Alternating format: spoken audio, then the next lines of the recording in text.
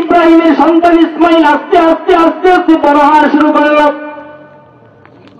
রেখে চলে গেলেন ইব্রাহিম, দোয়া করলেন তিনটা। কয়টা? চারজন বলেন। 1 নাম্বার খাবারের ব্যবস্থা করিও, ফলের ব্যবস্থা করিও, পানির ব্যবস্থা করিও।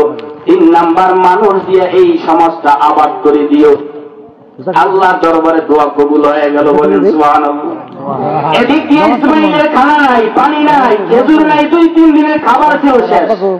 এবার ইসমাইল পানির জন্য হাত পাও নাড়ায় নাড়ায় কান্না করতেছে, চিল্লায়া কান্না করতেছে, পানি নেই। হাজরা আলাইহিস সালাম পানির জন্য এবার ছোটাছুটি করেন সন্তানকে রেখে, পাশে জঙ্গল, হিংস্র প্রাণী ভিতরে। আল্লাহু আকবার, আল্লাহু আকবার। পয়গম্বরের মা এবার পানির জন্য দৌড়াদৌড়ি শুরু করলেন। তাকায় দেখে সাফা পাহাড়ের উপরে কেমন যেন পানির ঢেউ মারতেছে, ঢেউ মারতেছে। আল্লাহু আকবার বলেন। সাফা পাহাড়ে একটা দৌড় দিলেন, ইসমাইলকে রাইখা দিলেন দৌড়। সাফা পাহাড়ে গিয়ে দেখে সেখানে পানি নেই, বালু আর বালু। বালুগুলো রৌদের কারণে চিকচিক করতেছিল, দূরের থেকে মনে হইতেছিল পানি। সাফা পাহাড়ে গিয়ে আবার দূরে তাকাইছে মারোয়া পাহাড়ের দিকে, দেখে মারোয়া পাহাড়ের উপরে পানির ঢেউ চলতেছে, ঢেউ। মারোয়া পাহাড়ে দৌড়িয়ে গিয়ে দেখে পানির কোনো চিহ্ন নাই, শুধু বালু বালু। ওই রৌদ্রের তাপের কারণে চিকমিক চিকমিক করতেছিল, মনে হয় যেন পানি। এভাবে পানি আর পানি, পানি আর পানি দেখা 7টা দৌড় দিলেন। সবাই 1 দৌড়, মারোয়া পাহাড়ে 1 দৌড়, আবার মারোয়া পাহাড় থেকে সবা পাহাড়ে 1টা দৌড় দিলেন। এভাবে দৌড় দিতে দিতে 7টা চক্কর লাগাইলেন। বলেন কয়টা?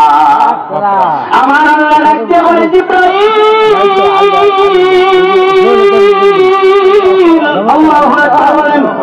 ও জিবরাইল, আমার হাজেরা জি সফায় আর মারোয়া পাহাড়ে 7টা দৌড় দিছি, ওই সফা আর মারোয়া পাহাড়ে যদি কোন হাজি হজ করতে গিয়া 7টা দৌড় না দেয়, 7 বার চক্কর না দেয়, ও জিবরাইল আমি আল্লাহ ঘোষণা দিয়া দিলাম, কোন হাজি সাহেবের হজ আমি আল্লাহর দরবারে কবুল হবে না। আমার হাজেরা যেই সফা মারোয়া পাহাড়ে দৌড় দিতে 7টা চক্কর লাগাইছি, কোন হাজি যদি দৌড় না দেয় ওই হাজির হজ কবুল হবে না। বলেন সুবহানাল্লাহ। এবার দৌড়াইতে দৌড়াইতে যখন বেকার হয়ে গেল, কাবার কিনারার থেকে একটা আওয়াজ দিল, মানুষের আওয়াজ। সুবহানাল্লাহ। দৌড় দিল। এবার হাজেরা দেখে মানব আকৃতির একজন লোক কাবার কিনারায় দাঁড়ালো, ডাক দিয়ে বলে আপনি কি? বলে আমি আল্লাহর পাঠানো ফেরেশতা জিবরাইল আলাইহিস সালাম। কি দরকার হাজেরা তোমার? বলে পানি, পানির কারণে আমার সন্তান ইসমাইলের গলা শুকায় গেছে, খানা শেষ, পানি নাই। আমি মায়ের জিহ্বাটা আমার সন্তানের মুখের ভিতরে দিয়েছি, আমার জিহ্বাটা চুষতে চুষতে আমার জিহ্বাটা শুকায় গেছে, আমি মায়ের জিহ্বায় একটু লালা নাই। এখন আমার ইসমাইলের গলাটা শুকায় গেছে, আমার ইসমাইল গলায় বাঁচবে না। এবার জিবরাইল ডাকতে বলে পানির ব্যবস্থা করতেছি। জিবরাইলের পাখা দিয়া পাথরের উপর একটা পানি মারছে, ইসমাইলের পায়ের কিনারা থেকে পানির ফোয়ারা জারি হয়ে গেছে। আম্মাজান হাজরা আলাইহিস সালাম পাথর নিয়া ওই পানির চতুর্দিকে পাথর দিয়া আটকাইয়া বলে জম জম জম জম। তার মানে তার মাতৃভাষায় বলতেছে থাম থাম, হে পানি থাম। পানি থেমে গেল, ওই থেকে জমজমের নাম হইল জমজম। এবার পানি নিজেও পান করলেন, সন্তান ইসমাইলকেও পান করাইলেন। এই পানি কেমন মজার পানি!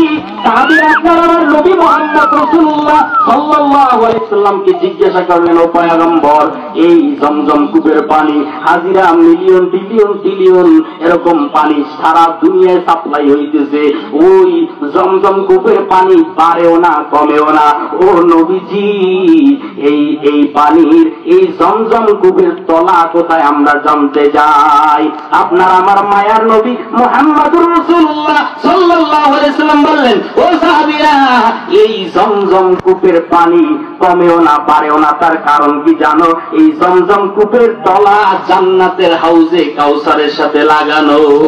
আল্লাহু আকবার। এই জমজম কূপের পানি কেমন? নবীজি বলেন, এই জমজম কূপের পানি পান করলে